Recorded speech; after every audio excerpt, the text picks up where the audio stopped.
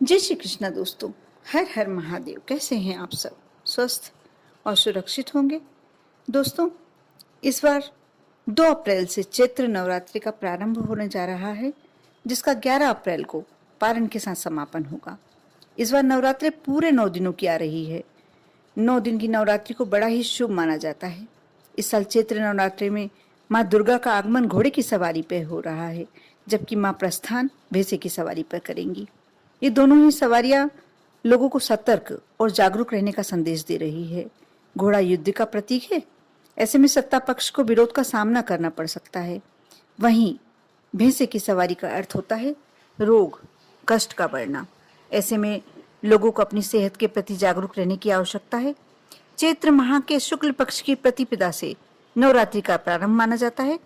आइए जानते हैं कि मैं अपने वीडियो के माध्यम से आपको बताती हूँ आप किस मुहूर्त में घट स्थापना कर सकते हैं, कलश स्थापना शुभ मुहूर्त में कर सकते हैं। उन 9 देवियों के पूजन किस दिन होते हैं, किस दिन कौन सी देवी का पूजन होता है, ये सारी जानकारी आपको इसी वीडियो से मिलेगी। दोस्तों, चैत्र शुक्ल प्रतिपदा का प्रारंभ 1 अप्रैल को 11:53 से होने वाला है और प्रतिपदा तिथि 2 अप्रैल को 11:58 तक मान्य है। ऐसे में 2 अप्रैल को ही एकम मानी जाएगी, पहला दिन, क्योंकि और कलश स्थापना भी जो करते हैं 2 अप्रैल को ही होगा। इसके साथ ही नवरात्रि का प्रारंभ 2 अप्रैल को होगा। पहले दिन माँ दुर्गा की प्रथम स्वरूप माँ शैलपत्री की पूजन होती है और इसका शुभ मुहूर्त है, घट स्थापना का शुभ मुहूर्त है 6:10 से लेकर प्रातः 8:31 तक के बीच में करना है आपको। यदि किसी कारणवश आप लेट हो जाते हैं, देरी हो जाती है, तो आपको दोपहर में 12 बजे से 12:50 के बीच में कलश स्थापना कर लेना चाहिए। और दूसरा दिन है माँ ब्रह्मचारिणी की पूजन होगी, जो 3 अप्रैल को पड़ रहा है। और तीसरे दिन माँ चंद्रघंटा की पूजन 4 अप्रैल को। चौथे दिन माँ कुष्मांडा की पूजन 5 अप्रैल को। और नवरात्रि का 5वां दिन स्कंद माता 6 अप्रैल को। छठा दिन माँ कात्यायनी की पूजा। नवरात्रि के 7वें दिन माँ कालरात्रि की पूजन की जाएगी, जो 8 अप्रैल को पड़ेगा।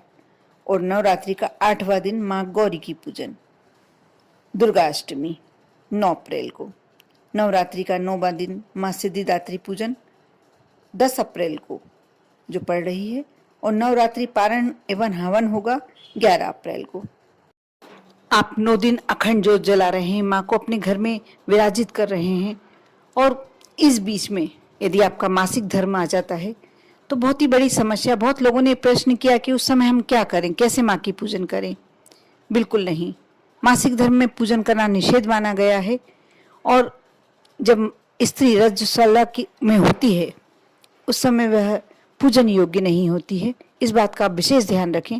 आप 7 दिन का, या जब तक आपको ऐसा लगता है कि आप पूजन योग्य नहीं हैं, पवित्र नहीं हैं, उस समय आपको पूजन नहीं करना चाहिए। आप व्रत कर रहे हैं तो व्रत कर सकते हैं, लेकिन पूजन नहीं करना चाहिए।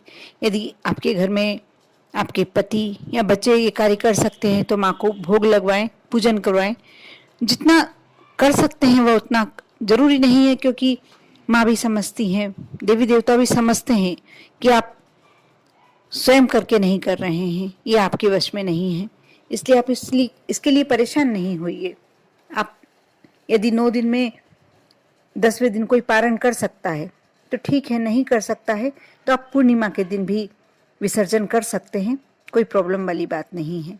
जो पूजन आपके घर में हो सकता है, कोई दूसरा कर सकता है तो करवा दें, और नहीं तो थोड़ा बहुत भोग लगवा दे, दीपक जलवा दे। अखंड दीपक लगाते हैं तो अखंड दीपक जलता रहने दे। और बस इतना ही करना है आपको। इसलिए आप इस बात का विशेष ध्यान रखें कि मासिक धर्म में आपको पूजन नहीं करना है। और यदि आप पूर्णिमा तक माँ का विसर्जन नहीं कर पा रहे हैं तो आप इस बात का अवश्य ध्यान रखें कि उस समय में आप प्याज, लहसुन या कोई ऐसी तामसिक वस्तु का सेवन स्वयं तो ना करें। यदि परिवार के अन्य सदस्य मान जाएं तो ठीक है, नहीं तो उनको करने दें। लेकिन आप यदि व्रत रखते हैं तो आपको इस बात का विशेष ध्यान रखना है कि आपको तामसिक वस्तुओं का उन दिनों में, जब तक माँ आपके घर में विराजित है, आपको भोजन नहीं करना है। बस इन बातों का ध्यान रखते हैं तो माँ का आशीर्वाद आप पर विशेष रूप से बना ही रहेगा। मैं आगे भी वीडियो में कौन से दिन कौन सी माँ की पूजन कैसे की जाए, क्या भोग लगाया जाए और क्या आप कर सकते हैं जिससे माँ आप पर प्रसन्न होकर अनेक आशीर्वाद देकर आपको आपके घर से प्रस्थान करें, आप मैं इस पर वीडियो बनाती रहूँगी। आप लगातार मेरे वीडियो देखते रहें। ओम नमः शिवाय।